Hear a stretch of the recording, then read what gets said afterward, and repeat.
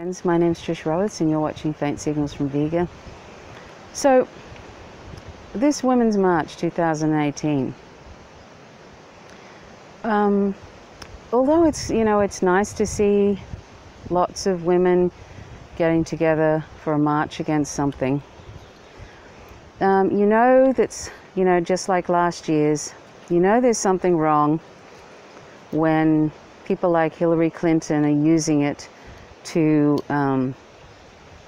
get people to the polls, as she said on her Twitter account today, trying to use this as a way of getting women to vote for the corrupt and awful DNC.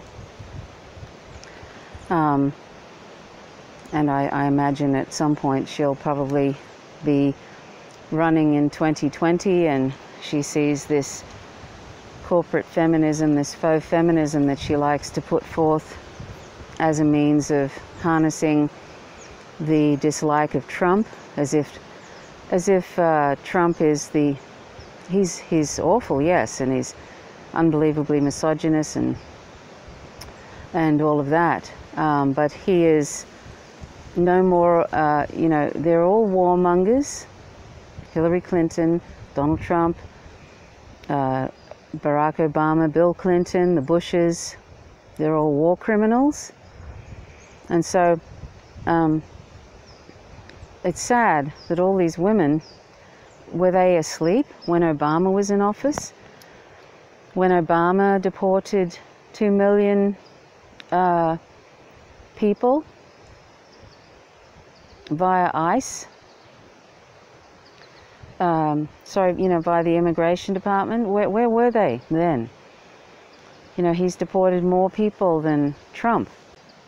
Where were they when Obama expanded 2 wars to 7? And he was killing millions of brown people overseas for resources and hegemony, just like all other leaders of US empire do. Are there any, in this Women's March 2018, are there any, or many, if any, banners that talk about ending imperialism and ending war? Because, women and children and families are the ones who suffer in war. They're the ones that are killed. Is there any acknowledgement that it doesn't matter who's in office, that this war machine keeps going on, and that there are millions of brown people overseas killed by US empire or are still suffering for, and this is all for resources and hegemony? And by the way, the Pentagon has put out something recently about pivoting away from the pursuance of quote-unquote terrorism to pursuing and combating, basically countries that sort of in some way compete with them economically and militarily, well, economically and for hegemony, basically, and that means China and Russia. So they're not even in a pretense, so they don't even pretend anymore what they're doing. They're after full spectrum dominance in the world, and they're quite happy even to just admit it, that they're after, they see China and Russia as a threat. And if you've paid attention recently to what they've said about Syria, what Mad Dog Mattis, General Mad Dog Mattis, who, by the way, Bernie Sanders voted for, he said that that the US is going to basically set up a base in Syria, which they always intended to do, set up a base in Syria and quote-unquote go after Assad. And they won't leave until he's gone, which is basically what they wanted to do all along, is regime change. Regime change in quotes. Which is what the US empire does all over the world. It's thousands of bases all over the world, 1,000, 800 to 1,000, And it's all about full spectrum dominance. And no other country is, any country who looks like they are any sort of competition economically to the US, they are a target of the US, like China and Russia. China is definitely an economic threat to the US. As if the US is supposed to be the top country and everybody else is somewhere underneath there. This is the mentality of the oligarchs and the military-industrial complex who run that empire. So anyway, I'm getting away from the Women's March, but the Women's March, you know something is wrong. Have you ever been to just a general march? People don't wear uniform hats, these pussy hats, you know, pink hats with the little ears and stuff. I mean, come on now. Can't we have a march without doing these little kitsch sort of things, like as women?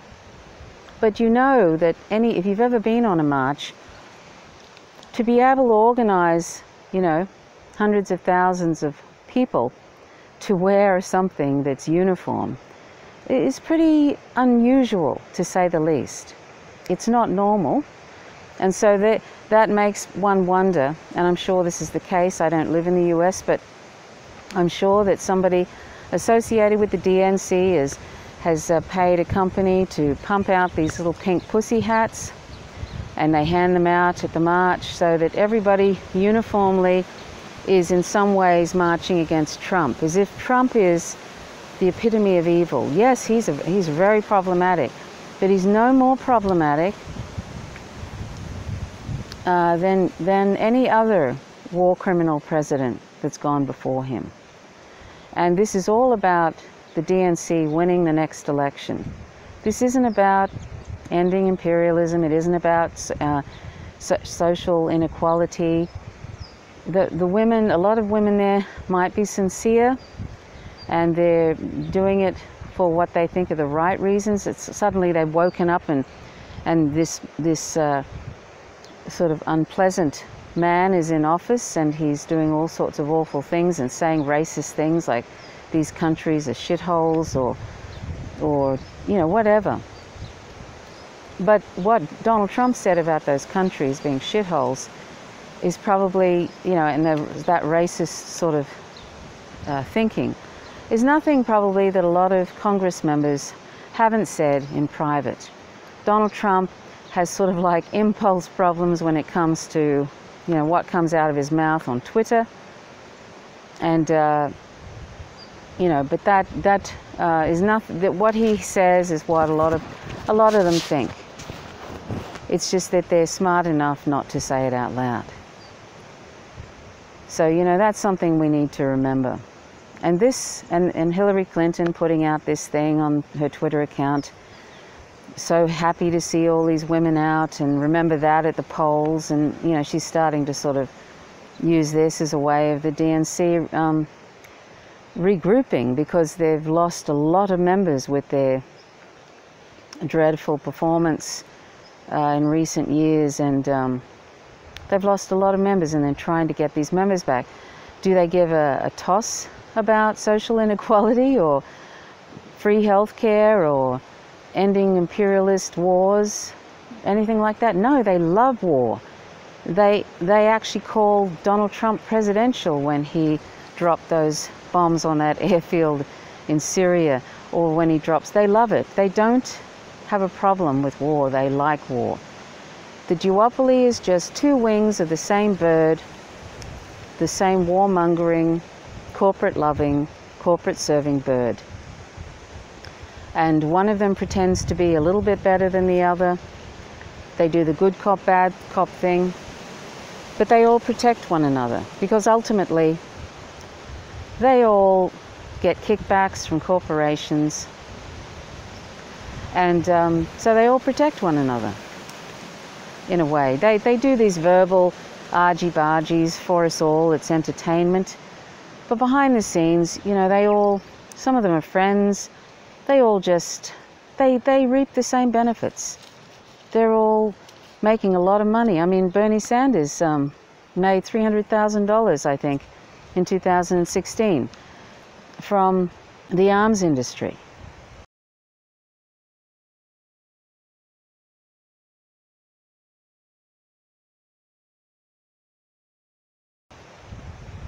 Do we hear any of the people who love Bernie talking about that? No. I don't even know why they call him Bernie. He's a politician. He's not your friend.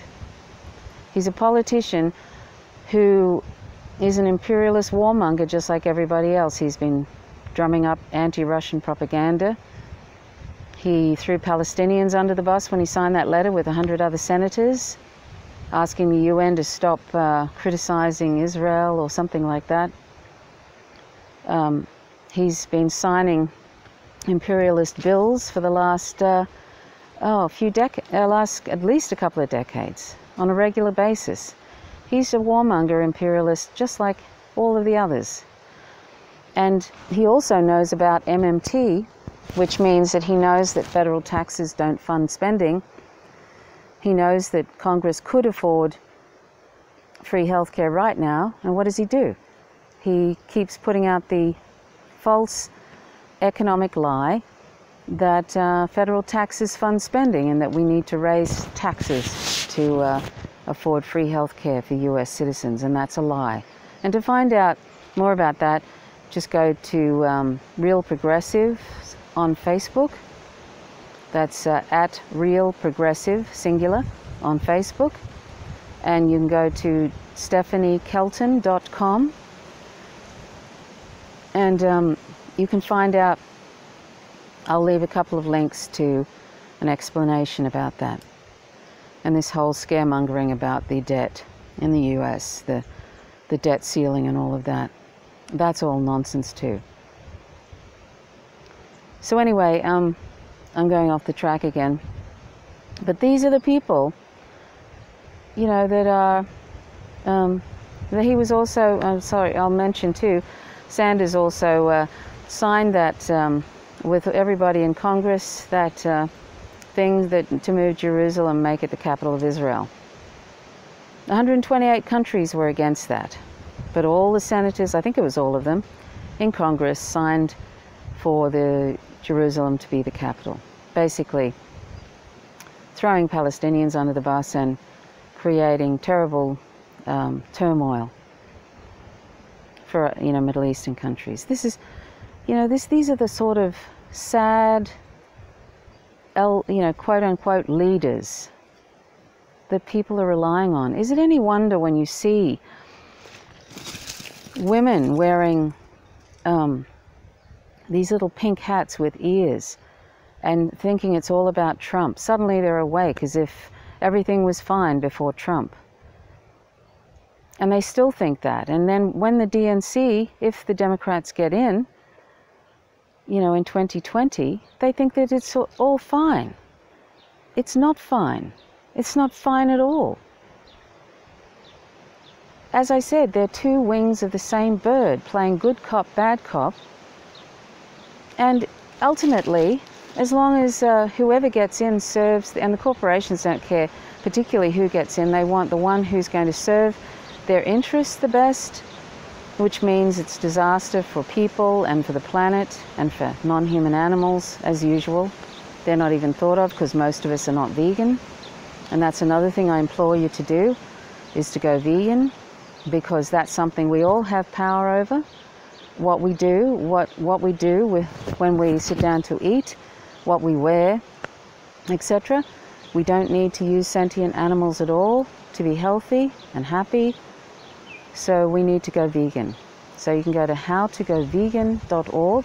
That's my podcast about a comprehensive vegan resource. Please check it out, because it's a first step to a non-violent life. We really, really need to go vegan if we believe in justice and non-violence.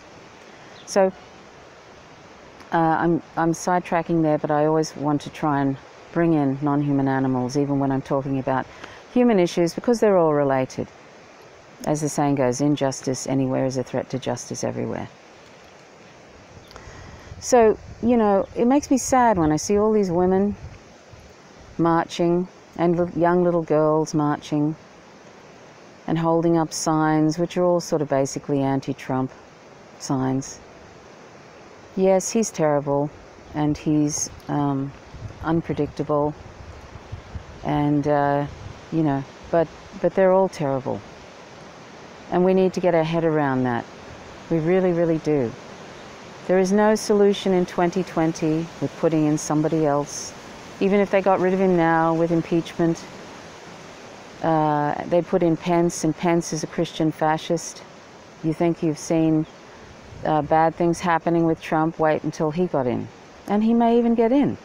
He may even be the 2020 choice, because the DNC has learnt nothing, and the Greens don't even get into debates. This is how a so-called democratic, you know, society, democratic elections, when they won't even allow any different member, any other politician to be part of the debates. That's how democratic the United States is. And then they have their electoral fraud, you know, with their electronic machines that can be remotely hacked. And they have voter suppression and all sorts of things. If anybody needs oversight in elections, it's the United States. Will they? Of course not. You know, and they're always going on about these other countries who have actually very transparent elections, like Venezuela. So, you know, to say the United States and how they present themselves is hypocritical is a massive understatement. Anyway,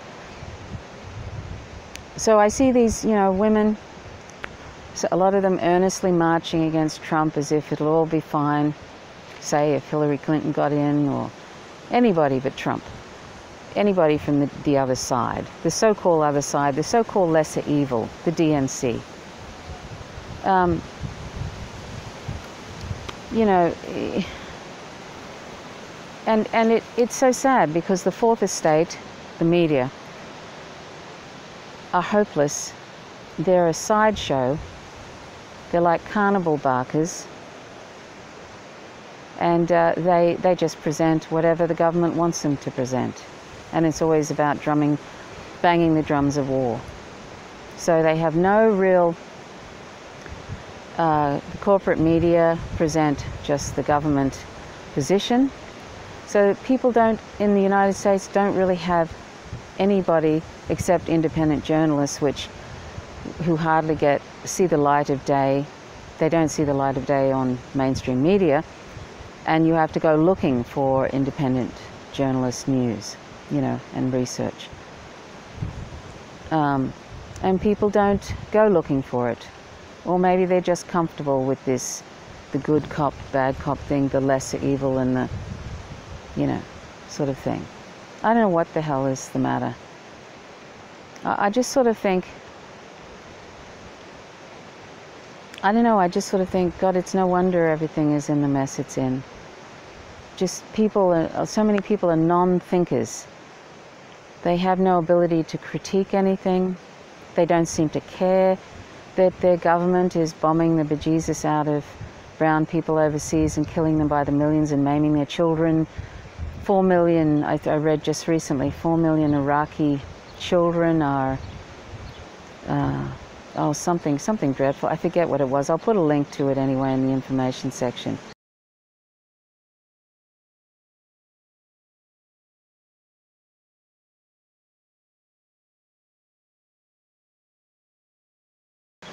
There's Iraqi children are being deformed by the depleted uranium that they're dropping in bombs in Iraq. There's the Yemeni children are dying, 1 every 10 minutes because of a US-backed Saudi campaign against Yemenis. The US is actually helping them, and children are starving because of it and dying of cholera. This is happening right now, a genocide in Yemen. Do you see it in the media? Not really. This is the bastion of all that's good, the United States, propping up human rights abuses like Saudi Arabia and Israel.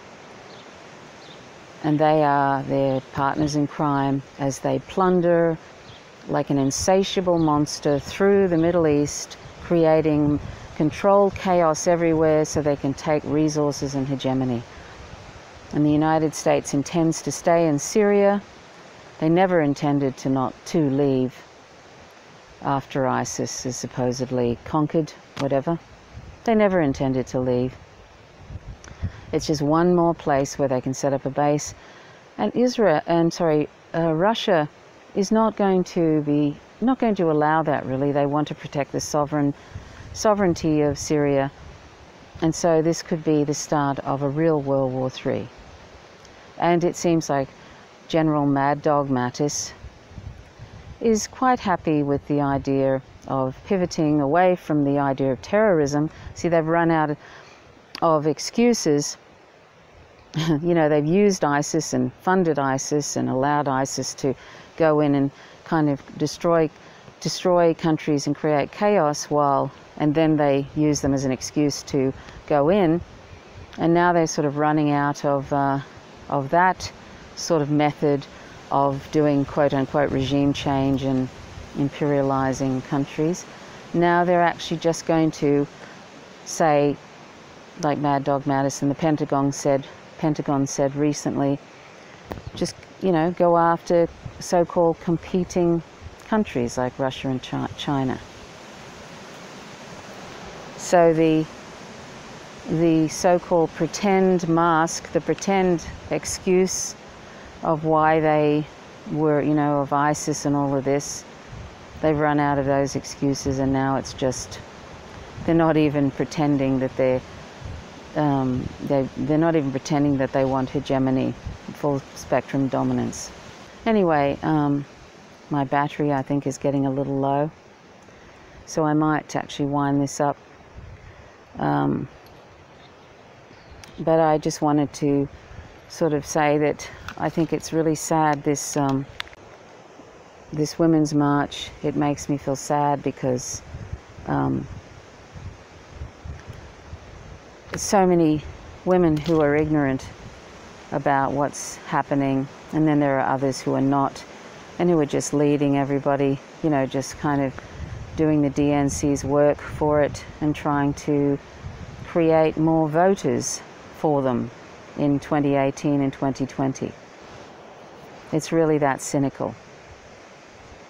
And how easily we're led, and how sort of poorly we seem to take any notice, white people, of the white supremacist actions of our government, which sort of means we're complicit in white supremacy. If we're not calling out for an end to war and imperialism, then we're complicit in white supremacy, our governments. We're complicit. And it makes me very sad. Anyway, I'm going to wrap it up now. So, you know, the best thing we can do is disseminate information about what's going on, not fall for these little faddy sort of kitsch things like pussy hat marches, and try and develop a real left, a left that's against war and against imperialism and is comrades with the black community and communities, people of color, LGBTIQ and so forth. A real left, not this pretend liberal sort of, you know, against identities like Trump, etc. A real left that challenges the whole establishment. This whole terrible, warmongering, neoliberal, anti-people, anti-community, anti-earth, dreadful monster that's governing us all, and it's turning into feudalism. So thanks for watching. My name's Trish Roberts. You're watching Faint Signals from Vega. And one more thing, I didn't see anybody protesting against the 16-year-old girl, Ahed Tamimi, who was recently arrested, and she's held in a prison in Israel. She's a Palestinian girl. I don't know if there was anybody protesting that. Palestinians are irrelevant to them. Anyway, thanks for watching. My name's Trish Roberts. You're watching Faint Signals from Riga. Till next time. Bye for now.